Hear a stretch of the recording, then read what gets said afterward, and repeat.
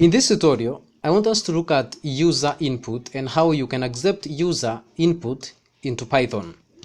You remember that in the last tutorial, we looked at the print function. So in this one, we are going to be using input. And now notice that both input and print are functions that come with Python. So if you want to take the name of the user and store it, you can do something like, what is your name? And after the question mark, I have added a space. You're going to see why in a while.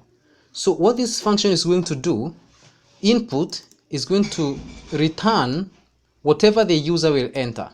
Therefore, we need to store whatever the input function returns in a variable.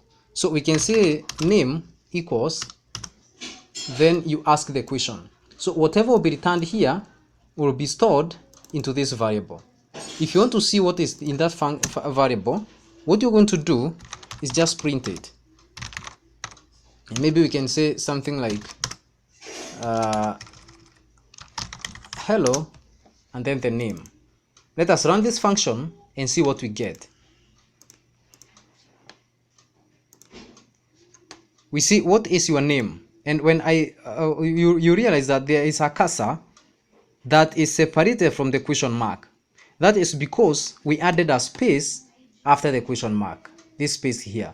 If we didn't, this cursor would be very close to this question mark.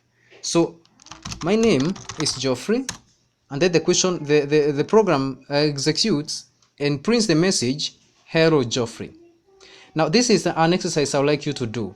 Advance this program and ask two questions. The first question is, what is your name, that we have already done. I want you to add and ask another question, and the question I want you to ask is, what is your age? And then I want you to print a message on the terminal that says something like, Geoffrey is 30 years. Make sure you do this exercise. So pause the video, do the exercise. When you are finished, come back and see my solution. Now this is what you are supposed to do. After the first input requiring you to enter the name, the second should be age equals input, and then you enter the question, what is your age? This is your age. And then you print the message,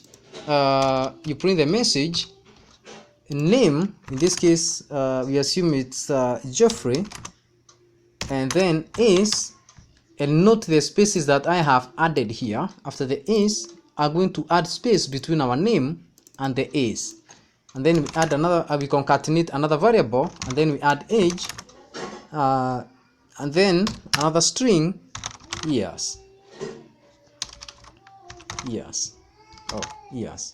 So this is going to say Geoffrey is 30 years.